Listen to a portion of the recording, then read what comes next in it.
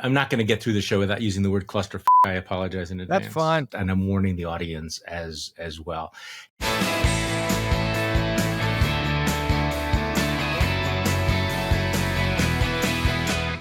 Welcome to the Bulwark podcast. I'm Charlie Sykes. It is October 20th, 2023. And I confess that I am actually, even though I do this for a living, I'm running out of words to describe the goat rodeo of the Republicans in the House of Representatives. It is. So I actually was sort of like going through my file this morning. Omnishambles, Foobar, Quagmire, Snafu, Goat Rope, Massacre, Storm, Hot Mess, Train Wreck, Shipwreck, Imbroglio, if you pronounce it that way, Foul Up, Fizzle, Snafu. What words? John, I need a wordsmith like you to help me to describe how absolutely mind-bogglingly whole Jim Jordan fiasco is. Charlie. You need a bigger thesaurus. I know. No, look, this is a self-inflicted storm that doesn't only reflect on the Republican Party, although it's a Republican Party problem. Yeah. But it reflects on our democracy. I mean, this is Congress can't get itself organized because the Republican Party created this problem and continues to light itself on fire. So I'll go goat rodeo or storm, either one you want. We could. Okay, so today, this will take place before people actually hear this podcast. Jim Jordan is going to the floor, or allegedly going to the floor, for a third vote to see whether he succeeded in coercing, intimidating, and bullying enough of the squishes to vote for him. Spoiler alert, I think that's very, very unlikely. And he started the day with this very strange press conference. Even Republicans are kind of scratching their heads and saying, I'm not quite sure what that was all about. His attempt to use the bully pulpit to round up support. But this is the way Jim Jordan began his press conference. Just listen to this. I think the American people are thirsty for change. I think they are hungry for leadership.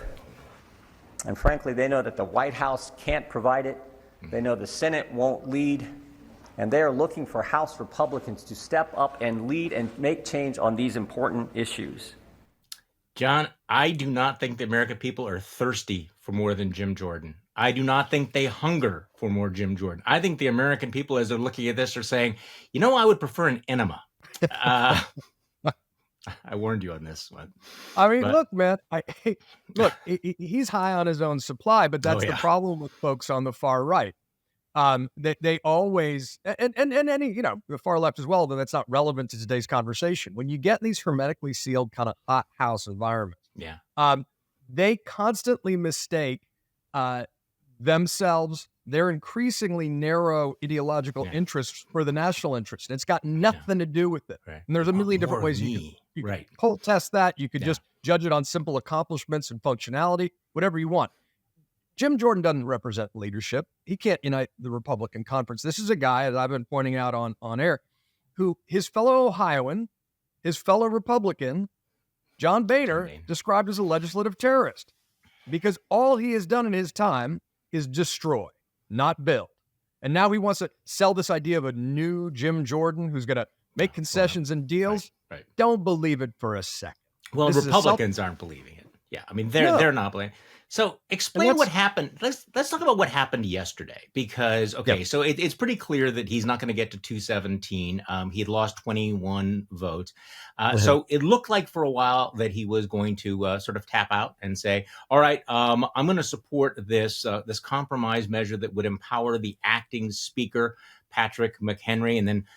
And by the way, talk about a Rube Goldberg thing. So he would stay, follow me here. He would stay as speaker designate, which is not a thing. But McHenry would have certain powers to get things done between now and January. It actually seemed like the least awful of the various options.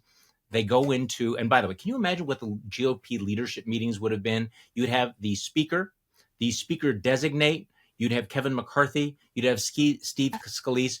Who is actually the leader of the party? I mean, just let's set that aside, like what a goat rodeo that meeting would have been. I mean, who's in charge here? Who do we listen to? Who's the leader? The answer is nobody. So they go into the House conference, turns into a complete shitstorm. People are yelling at each other, screaming at each other. Everybody hates Matt Gaetz.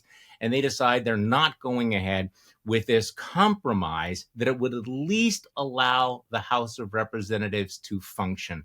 John, give me your sense of what happened, why they didn't take the modest off-ramp that even Jim Jordan seemed willing to accept for 5 minutes. I think it's because they have so deeply drunk their own Kool-Aid that any form of compromise, even within themselves, that's the red line, right? is seen as collaboration. And that, of course, undercuts the basic idea of democracy. And this is what frustrates me so fundamentally, right? Go back to the Constitutional Convention. The system we have of a democratic republic is based on constructive compromise. Compromise is not collaboration. You can be principled and still find areas of common ground and figure out how to give and take and build on it. Republicans can't even do that within their own conference, let alone with the Democrats. And that's the obvious way out of here.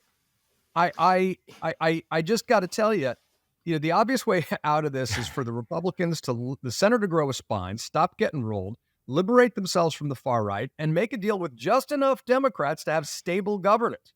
That would be a revolution within a revolution. It would be a great new beginning. I know it sounds like an Aaron Sorkin script brought to life, but it's not impossible. It's only impossible in this version of Washington that they've all been inculcated in, where they're terrified of losing the close partisan primary, so they can't think about the national interest. They can't even govern. And so, the reason they couldn't deal with this is because they view any compromise, let alone working with the opposition party, as a fatal sin because of fear and because of greed. And that's where the threats come in. Where I think you saw the which I want to get to in a moment. I mean, there does seem to be sort of a general consensus that everybody hates Matt Gaetz. A lot of members of this caucus obviously look at the idea of Jim Jordan becoming speaker as both absurd and dangerous. But as you point out, as absurd and dangerous as Jim Jordan is, or going through this complete paralysis, the red line, the thing that apparently they're most afraid of, is cutting a deal with some Democrats to actually have some because this is the culture that we live in. So there's no prospect. One of the big questions that we've had. I'm sorry. Go ahead. Yeah. It's not the culture we live in. Yes. It's the culture they live in. Okay, fair. And what I mean by that is we, the vast majority of the American people, go to work every day with people we probably don't agree with on many things, some political, and we find a way to work together because that's how democracies work. It's this particular culture that's been created inside the Republican Party. Because remember, Nancy Pelosi had a similarly narrow margin, no problem governing, no problem getting bipartisan legislation done. This is not a both sides deal. This is specifically the culture created inside the conservagencia, and it has come to this. It has, and you've been chronicling this for well over a decade. When you wrote Wingnuts, it's not just the Republican Party. It is this ecosystem, this alternative reality ecosystem that has changed all of the incentives. And I want to get back to that in a moment. Historical comparisons are always difficult to say that this is worse. But I'm watching this Republican Party being this badly fractured. And I'm not going to say that it was worse than the Whigs back in the 1850s or whatever. But okay, I actually, and you and I both have watched Democrats being divided. I was actually at, believe it or not, the 68 Democratic National Convention in Chicago. So I've seen parties rip themselves apart. There were actually riots. I was a page to the Wisconsin delegation. I was on the floor when Abe Ribicoff was yelling at Mayor Daley, or Mayor Daley was yelling at Abe Ribicoff, whatever that was. See, this is how old I am. Did Daley say Finker, or That's amazing. You were there. Yeah, I was there. So I'm not going to say that this is the most divided I've ever seen a political party, but I'm really tempted to say that because this is as divided a political. I mean, these people, the level of anger, the level of distrust, the level of hatred of one another, the way they are treating one another, the culture of. I mean, this is really a remarkable moment, particularly because, as you point out, the Democrats are united, and Democrats have a long tradition in this country of being very, very fractious. Republicans have a long reputation of falling into line. So this is really kind of an extraordinary inversion of the polls, isn't it? But I think a really important one to understand I mean, when I started writing Wingnuts a decade ago, I began writing it in 2009, came out in 2010, and it was based on my reporting at then what was sort of this idea of an extremist beat, which hadn't really become a thing yet. But what I noticed was a lot of the Tea Party activists were co-opting quite consciously Saul Alinsky. Yes. Right, who's that sort of leftist agitator academic. And under the rubric of like, they did it, now we will. So there became this conscious mirroring. And indeed, you look at the 68 convention, I would argue that Republicans now are more divided and dysfunctional than Democrats were then, which is saying something. Very interesting. Yeah. Okay. They have inculcated a lot of this fractiousness, the whataboutism that justifies any threats of violence, if not outright violence. And they've taken it to a deeper extreme because I'm not a fan of identity politics, period, but white identity politics is more pernicious because of the simple numbers and culture in the country. It's more dangerous. All these things are poster children for why these ideas are dangerous. Extremes hijacking a political party to process as opposed to reasoning together under the rubric of a big tent. Rationalizations of violence or threats to get what you want, to push through a narrow political agenda without trying to persuade people to win majoritarian support. Try to undercut majoritarian support because of various, crusades, I'll say, that any of these individuals may be on. Employment of identity politics and tribal politics to divide the country into us against them, divide to conquer, but then ends up becoming about dividing your own party. And this narcissism of small differences becomes really, feudal fights. The old, I think it was the Life of Brian line about, the Judean People's Front versus the People's Front of Judea, die heretic. That is a classic, right? Yeah. All this sort of stuff. And so we see it now, that mirror image, and it has become absolutely embedded in the right. If you go to the history of conservatism, the opposite of conservative, as you pointed out many times, is storming a Capitol to overturn an election. Yes, you'd think. That's got nothing to do with Edmund Burke, whoever else you want to cite. So I think this rot is profound. It is deep. It's reflected in the fact the Republican Party seems likely to renominate someone who tried to overturn an election on the basis of a lie, who's been indicted in 91 counts. But it's also reflected here, and that's why I think the world on fire, house on fire is a very real problem we're confronting. This is a bad advertisement for democracy, but we need to not let it reflect on ourselves as a country because it reflects on one political party at this particular point in our history. Yeah, it's worth mentioning here that, however crazy and dysfunctional the House of Representatives appears right now, it pales in comparison to what overshadows everything in American politics, which is the possible return of Donald Trump under indictment to the presidency. Okay, so we've mentioned this a couple of times. One of the themes of the last week, one of the developments has been the campaign of bullying and threats against the centrists and the moderates, the squishes, however you want to call them. And as I mentioned yesterday, these threats have worked in the past with Republicans, and we'll talk about whether centrists are growing a spine here. But it has gotten uglier and uglier and uglier. And on your network on CNN, they played a voicemail of a call to a the wife of a congressman. Let's play this. I want to get your take, John, because I think you can kind of parse through this. But this is a taste, and this is just a taste of what Republican members of Congress are getting from fellow Republicans. Let's play this voicemail. Why is your husband such a pig? Why would he get on TV and make an asshole of himself? Because he's a deep state prick? Because he doesn't represent the people? So what we're going to do is we're going to come follow you all over the place. We're going to be up your ass nonstop. We are now Antifa. We're going to do what the left does because your of a husband gets on TV. Oh, the bad guys, they did so. I'm going to vote for Kevin McCarthy, a piece of shit who everybody knows. And for his piece of shit, talk about Americans who are actually fighting for Americans as the bad people, says everything about him. So you, your husband, and we're not like the left. We aren't violent, but we're going to follow your ass. Every appointment you have, everything you fucking do. Your husband's an asshole. You should fucking talk to his stupid ass. We're at war. Israelis being killed, and your dumb husband is acting like a 2-year-old, no wonder. He's a warmongering piece of shit. So listen, you're going to keep getting calls and emails. I'm putting all your information over the internet now. Everybody else is, and you will not be left alone because your husband, Jim Jordan, or more conservative, or you're going to be molested like you can't ever imagine. And again, non-violently. You won't go to the beauty parlor. Now, you must be a to marry a ugly mother like that. Sounds nice.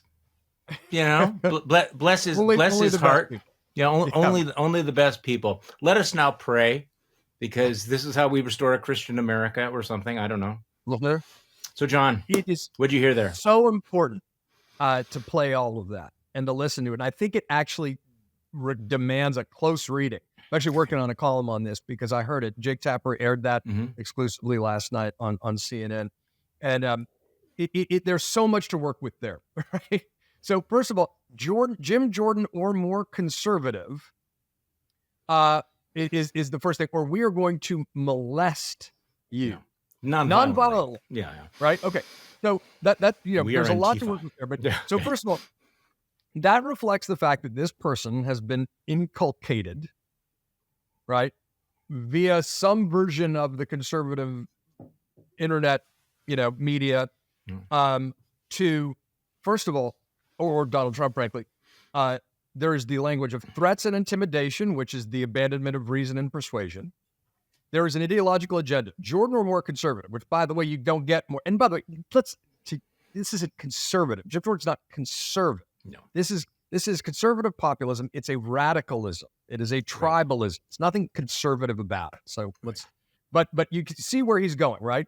Jordan or more conservative. Even Kevin McCarthy in good enough. That's part of the insult. Yeah. We're going to molest you. That's a language of sexual assault, right? And then that little lawyer on his shoulder, Donald Trump, saying peacefully on January 6th, say non-violently, of course. Mm-hmm. And the rationale for the violence and the intimidation and the doxing he is threatening is we're going to be like Antifa, right? Mm-hmm. This sort of, conjuring up the Phantom Menace to justify whatever is done. Remember, the initial story that Matt Gaetz and other people pulled on the floor to Congress on January 6th, that it was Antifa had attacked the Capitol. Yeah. This is someone who's been inculcated, right? This is learned rhetoric and learned behavior where he feels utterly justified and empowered to call up the wife of a congressman and to threaten her physically, to get an ideological... And leave a tape of his voice. I mean, that's the other thing. Is leaving. Well, Reason left the building a long time ago on every level, right? But this is really important because this is Congresswoman from Iowa got a credible death threat after changing her vote on Jim Jordan. These are the kind of threats that are getting mainstreamed inside the Republican Party right now, or they're in danger of becoming mainstream because threats are part of the language of politics on the far right now and the far left. But again, they're asymmetric, and we can talk about that. Right. But this has been building, right? I mean, this has been building. During the second impeachment, Charlie. Right. You remember this? I do. They're members of Congress, and we see this too much. People don't always appreciate it unless you cover politics closely. People say they know what the right thing to do is, but they're afraid to do it in critical moments. And in that moment, there were members of Congress who said, "Look, I know he should be impeached, but I'm afraid for the safety of my family if I vote that way." Right. So this works. That's the background noise politics. It's part of this background noise is to this point. Now you may say these people are cowards or they should have done it anyway, but the reality is that they have created this atmosphere of fear, and people are concerned about their family. They're concerned about their children. They're obviously concerned about their careers. But I remember this going back into 2016, how, that, people would go, well, I'm not going to go along with this, or we can keep this under control. But the drumbeat of threats and insults and harassment wears people down. And there comes a point where you say, it's just not worth it, right? Yes. I mean, it's just not worth it. And the normies, the decent people, are just driven out. This is one of the key points that I think we need to understand. This is the rally You can think back to Jon Stewart's rally to restore the center or common sense in 2010, ill-fated as it was.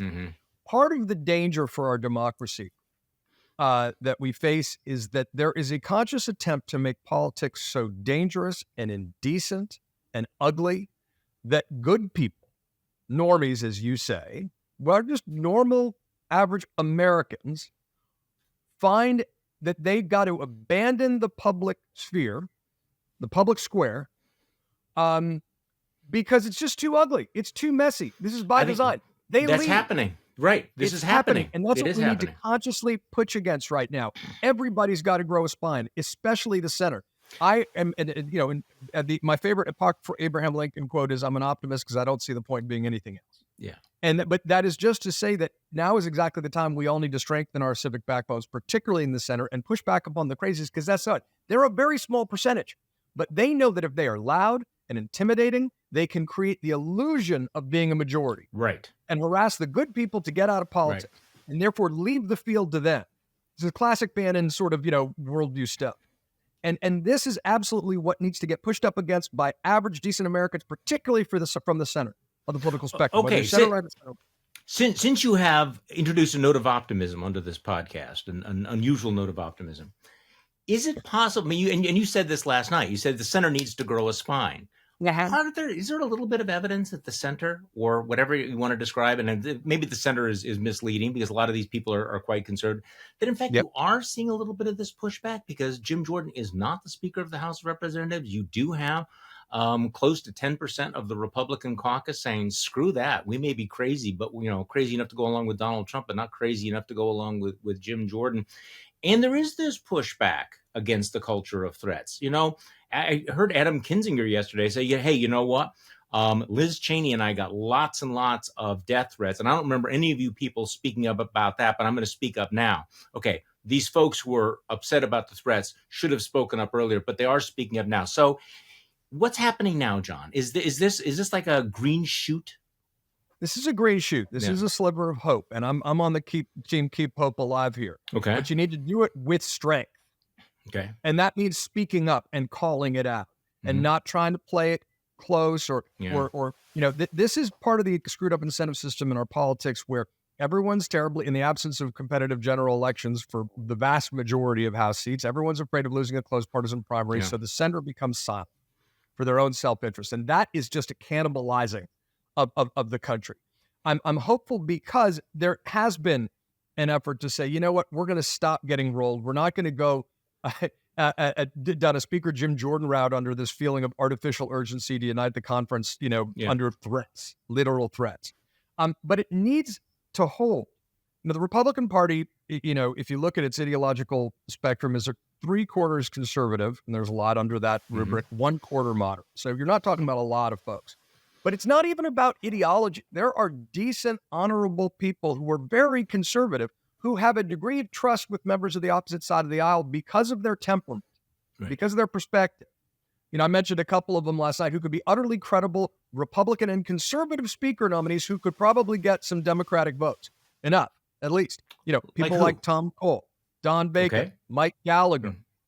There are those people exist, and they're not like Chris Shays, card carrying, Rockefeller Republican moderates. Those folks don't even exist anymore. Right.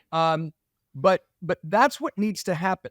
The center needs to stop getting rolled. It needs to grow a spine, particularly on the center right. And realize it's in the country's best interest, and it's in their and the Republican Party's best interest. We need to be able to function. What people say, well, what would Democrats ask? Oh, something pretty modest, I would have a feeling, like a joint funding bill for Israel, Ukraine, Taiwan, and the border. Something for everyone. Okay? Regular order. Right. Not shutting down the government in November. Yeah. And then everyone can hash out their differences, of which there will be many. But we need to take the power back from the extremes. And the far left is in terms of sheer political power largely a phantom menace. I did this statistic, and I don't know if I mentioned this to you before, but it's one of my favorite ways of representing where we are. Last Congress, there were, by my count, 7 Democratic members of Congress, mostly freshmen, who supported the world's dumbest political policy as a branding mechanism, defund the police. Right. 7. Okay. 7. And there were 137 House Republicans who voted to overturn the election after the attack on our Capitol. Mm-hmm. Right? It's not that it doesn't exist. There is a feedback loop, but it is exaggerated and it doesn't reflect relative political power. A party that topples its own speaker for the first time and then tries to jam through Jim Jordan, that's a whole different deal. And again, Democrats had no problem. There 300 pieces of bipartisan legislation passed in those first 2 years of the Biden presidency, with Nancy Pelosi having a similar narrow margin. So yes, the center does need to hold. We need to show that. We need to show that in defense of our democracy. Mike McCall made this point the other day. You know who loves this kind of self-inflicted division and dysfunction? Mm-hmm. China, Russia, Iran, because that autocracy set gets to say, see, democracies don't work. And actually what doesn't work is ideological extremes capturing democracy, undercutting the idea of majority rule, which is a concerted effort. North Carolina and Wisconsin, still that fight going on. And so it does require the center growing a spine and standing up and actually asserting the real weight. There are more moderates in this country than folks on the far right or the far left. And that includes center right and center left, people who may be good people, but don't think you should burn it all down if you don't get what you want 100% of the time. Well, what's interesting about this, though, I mean, look, I mean, the Freedom Caucus, the Jim Jordan crowd, has basically had power because they were prepared to strap on the suicide vest and say, if you don't go along with us, we will blow you up. And everybody said, oh, we have to do what they want. But as you're pointing out, there is, in fact, a centrist coalition that could run the Congress, that is divided as we are. Let's just take a vote, like, for example, on Ukraine vote, on Ukraine and or Israel, but Ukraine's more divisive. I'm guessing that if you had a up or down vote in the House of Representatives on Ukraine, it would probably be 300 plus votes in favor of it. You'd have some Republicans, maybe a majority of Republicans voting against it, but it would be an overwhelming majority of the House of Representatives, an overwhelming majority of the United States Senate. Same thing with Israel. So there are these pieces of legislation that, if they're allowed to come to the floor, would pass. And the 8 Matt Gaetzes of the world, the Marjorie Taylor Greens, they, in fact, are a rump of a rump.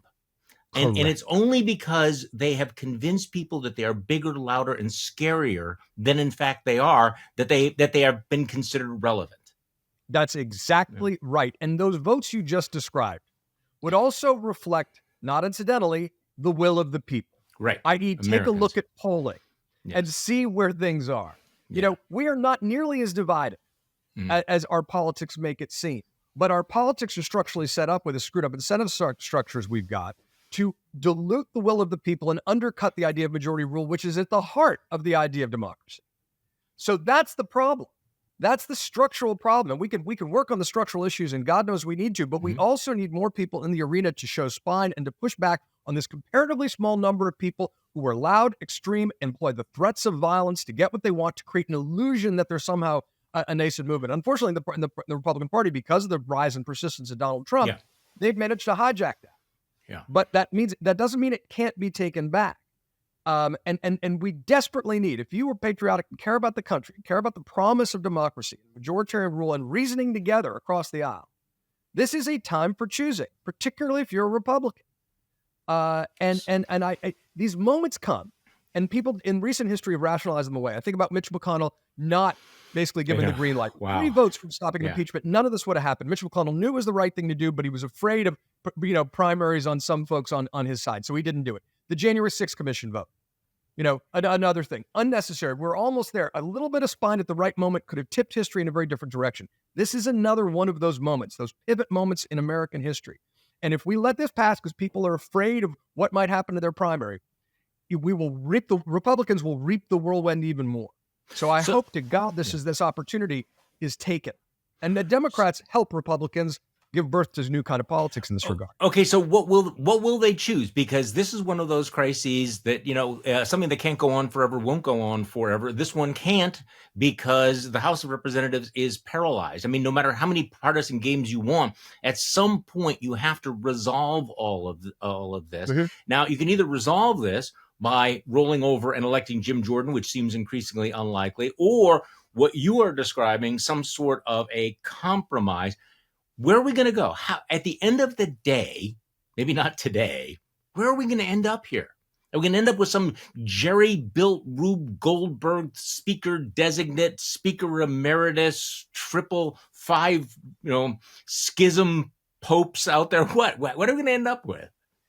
Well, this is why it's a time for choosing, and people need to think about the big picture. It shouldn't be revolutionary and risky to think about what's actually in the national interest. Wow, that actually should be the table stakes. And that's not being Pollyannish about the past or saying, I love historic parallels, but sometimes they break down, except if you really look at how, republics have fallen in the past. I know. Which I wrote about in Washington's Farewell and is something that I think people should study more. I wrote a column about this at CNN, and there is a solution to this. And the solution is, and Hakeem Jeffries wrote an op-ed opening the door to a bipartisan coalition. The solution is that the majority of Republicans need to liberate themselves from the disproportionate influence of a handful of loud folks on the far right. And that would feel so good for them. By the way, if they made that choice, that would be so liberating for them. It would feel so once they did it, right? Yes. And by the way, they would be leading by example to show that there's a new kind of politics that are possible. And I'm not saying don't elect a conservative who has a conservative, but the Democrats open it up to vote for. You have enough Democrats support these folks, not because they're in ideological agreement, but because there's an atmosphere embodied in the character of the person in the speaker's chair where there's trust and mutual respect, if not agreement. You don't have to agree in a democracy. We should have great disagreements, but there should be a baseline of trust and mutual respect, which has been utterly, intentionally eroded. That's the way to create a stable circumstance. What's the alternative circumstance you just said? We could have a situation of rotating interim speakers where everybody's under threat by 8 votes on the far right, and we could, McCarthy, Patrick McHenry might not even be there through the end of the year. So we could have in the next 14 months, we could end up having 5, 6 speakers. People as you pointed out last night, since 2010, every single GOP speaker has been pushed out or jumped because they couldn't corral the knuckle draggers and the anarchists. Right, which is, by the way, John Boehner's terms for. Right. So we're in the second decade of complete dysfunction when it comes to the GOP speakership. Because of the same thing. Yes, because of this dynamic that the Republican Party has inculcated. And every time there's this rationalization. Boehner tried it, McCarthy tried it, Ryan tried it. Mm-hmm. Oh, we'll corral the crazies in a constructive direction.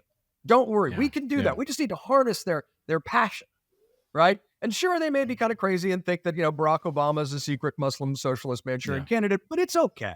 We'll be able to corral them. Gollum always turns on its creator. Always.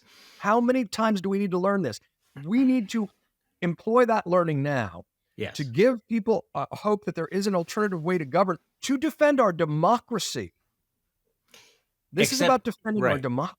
But now, I don't mean to douse this exuberant optimism, but it's tempered optimism. We also have, here we have the time for choosing in Congress, but we also have the time for choosing for the presidency, and we have this is Donald Trump's party. Even the quote unquote centrists are going to line up behind Donald Trump.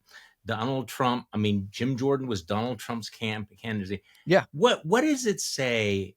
Give me your sense, because I'm watching this. I'm watching Donald Trump decompensate in real time. Yes.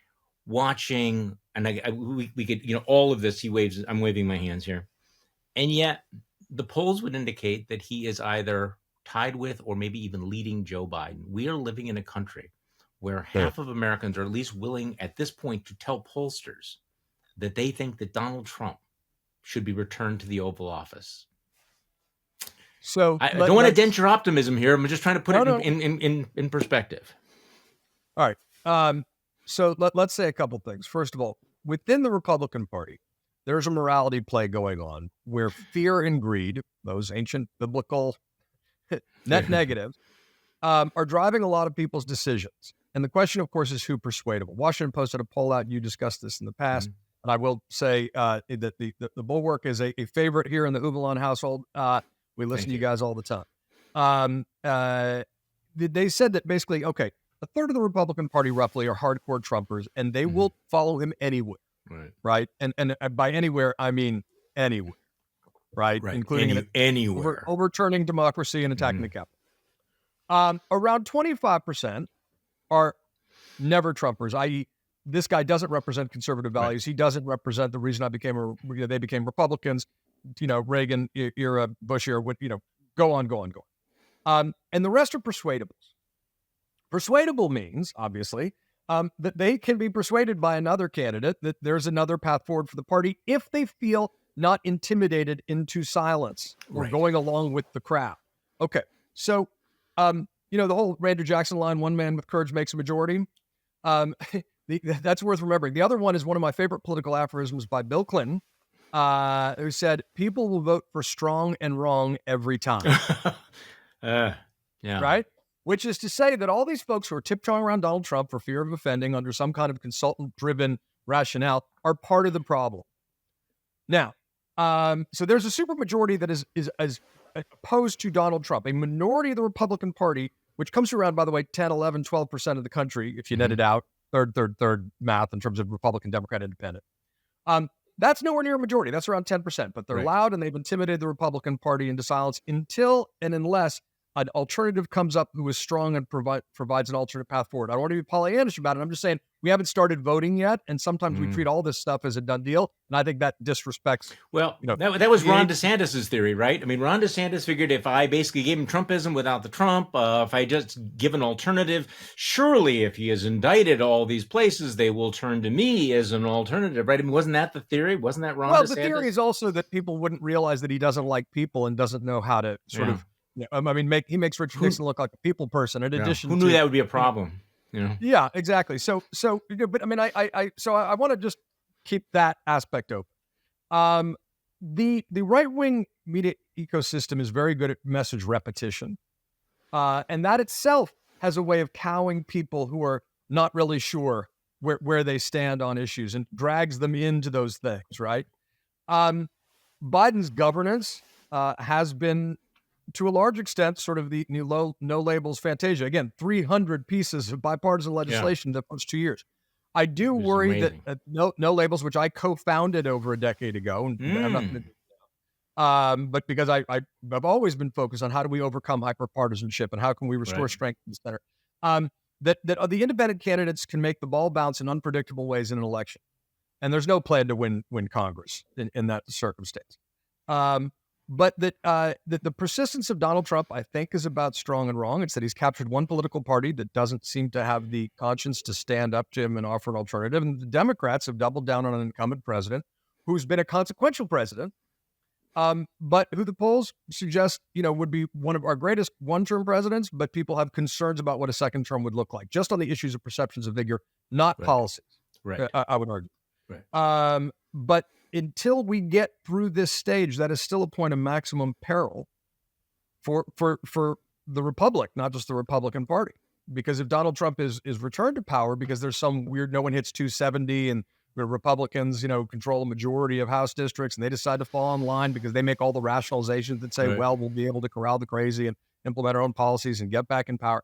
That's a giant gift wrap for the autocratic alliance that still exists here in the 21st century. So this is about strengthening democracies. And those are the stakes in the election. Maybe that they're unexpected twists and turns. There probably will be between now and the election. But I just think that folks who treat this all as a fait accompli or think that we're going to have some default into an apparent sort of stasis election, Trump v. Biden round 2, that's one of the riskiest things we can do. But the risk is all on the Republican side right now. Democrats are a little bit in denial about Joe Biden's negatives, but he has been a consequential and effective president, judged by the policies and policies that actually represent what used to be called the vital center to a large extent. So one more thing here as we look ahead to at least something that I'm anticipating, or we can anticipate something I'm looking forward to is what I want to say. Have you read about Mitt Romney's burn book? This is the McKay Coppin's book, which is coming out shortly. Yeah. We're going to have McKay on the podcast. Great. But it looks like, wow. New York Times headline, Mitt Romney's sickest burns, book reveals harsh views of fellow Republicans. Now, this is the phenomenon that we keep talking about. Is what do Republicans say in private about one another? Now Mitt Romney is he stands alone. I mean, one time after another, it has been Romney alone. But it is interesting. I mean, I always thought of Romney as a little bit white breadish and, and a little tapioca. But apparently he's much spicier than that. So Mitt Romney on Ron DeSantis, there's just no warmth at all. On DeSantis posing for selfies with Iowa voters. He looks like he's got a toothache. On Newt Gingrich, a smug, know-it-all, smarmy, and too pleased with himself. Not wrong. Ted Cruz, frightening, scary, a demagogue. Mike Huckabee, a huckster, a caricature of a for-profit preacher. Not wrong again. Bobby Jindal, a twit. Rick Santorum, sanctimonious, severe, and strange. Which, of course, if you ever met him, Rick Perry, Republicans must realize that we have to have someone who can actually complete a sentence. John Kasich, lack of thoughtfulness, lack of attentiveness, ego. No wonder he and Chris Christie spark. And then he has some things to say about Chris Christie, too. But, I mean, it is kind of interesting because as you're reading this, you're going, so it's not just us looking at these guys. What a clown show. I mean, the Republican Party, used to have people who were serious individuals, and you just sort of look at the horizon and one loser and clown after another, the charlatan caucus. And this is, again, because of the screwed up incentive structures and the structural problems in the party. Right. There is no incentive structure set aside to try to win the reasonable edge of the opposition or to even have the ballast to play to the reasonable Republicans. It's all about playing to the far right, playing to the base. And that leads to this sort of clown car crash that we've seen in every primary since at least 2010. I my only regret about that list is, look, I think if Mitt Romney had the courage to be his most authentic self, which we saw glimpses of in that great documentary that came out after the election, or we've seen in I the enjoyed Senate. it very much. I think, he could have won the presidency. But I think he'd been disciplined by a lot of different things to sort of, have a veneer in place. And he's been liberated, I think, to say what he really thinks. And we see that he's an intelligent, deeply principled man. I'm excited for McKay's book. He's one of the best journalists of his generation. The quote that jumps out to me isn't about, recasting Mitt Romney as some kind of latter-day Truman Capote saying, catty things about other Republican candidates is less interesting than him saying, quite frankly, that a majority of my party, or a great percentage of my party, doesn't really believe in the Constitution. Right. And you start collecting comments, and this is the folks at the Bulwark, a lot of Republicans who are warning about what's been happening in their party. Take a look at, I did this on CNN in a digital interview with Alyssa Farah-Griffin almost a year ago, probably, where we looked at then all the former Trump administration alumni who were warning clearly and loudly that re-electing their former boss would be a threat to the Republic. Yeah, this is not Rachel Maddow. This is not NPR. This is not the Democratic. These are voices coming from inside the room.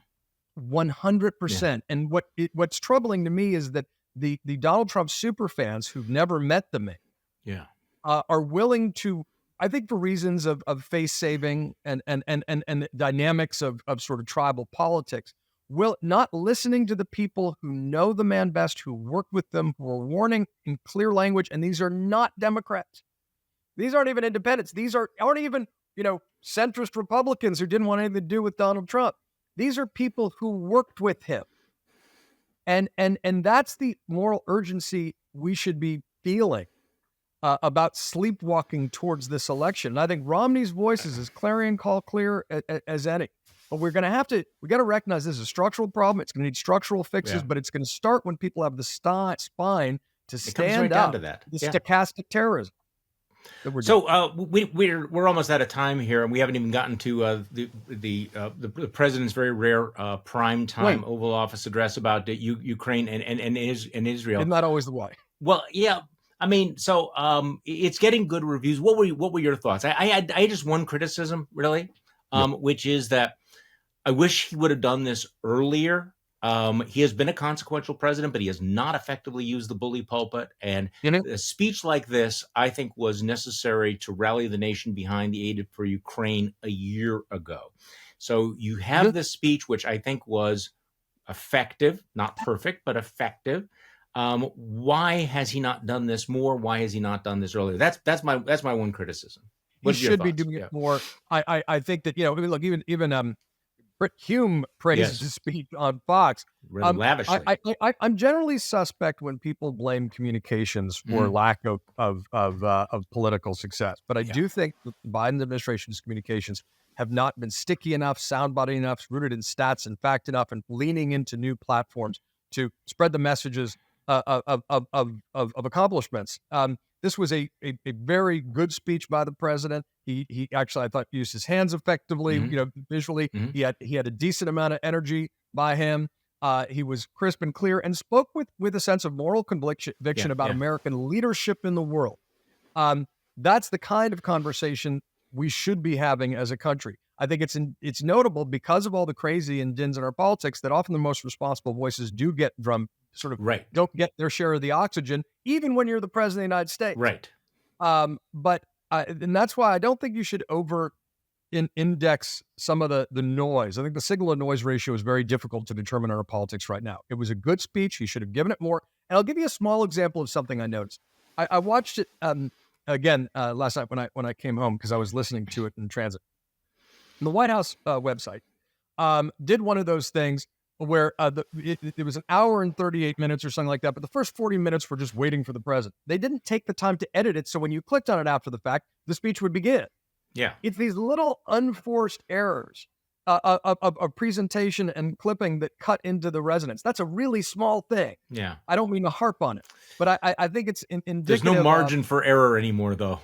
Not at all. And instead, you really do need to think about how people are getting their information and lean into those ways. I had a conversation with a lower level appointee in the Biden administration, and I said to this person, I was things like, there are 300 pieces of bipartisan legislation in the first 2 years, and this person said to me, "Really? That's a problem." Yeah, that's a problem. Yeah. That is a problem. Yeah. Yeah. I mean, when you said it earlier, even I thought, wow, that's kind of extraordinary. I mean, that sort of cuts against almost all of our narratives. Yes. I mean, how did that happen? Given everything that's been going on here, that's an amazing number. I don't know that actually. Yeah. John Avlon is senior political analyst and anchor at CNN. His most recent book is Lincoln and the Fight for Peace. He's also a former editor-in-chief of the Daily Beast. Thank you so much for spending so much time with us and coming on the Weekend Bulwark podcast. My pleasure, Charlie. We're huge fans of what you and your colleagues are doing to the Bulwark here, my wife, Margaret, and I, and our whole family. So thanks. Keep fighting the good fight, buddy. Thank you. And thank you all for listening to this weekend's Bulwark podcast. I'm Charlie Sykes. We will be back on Monday, and we'll do this all over again.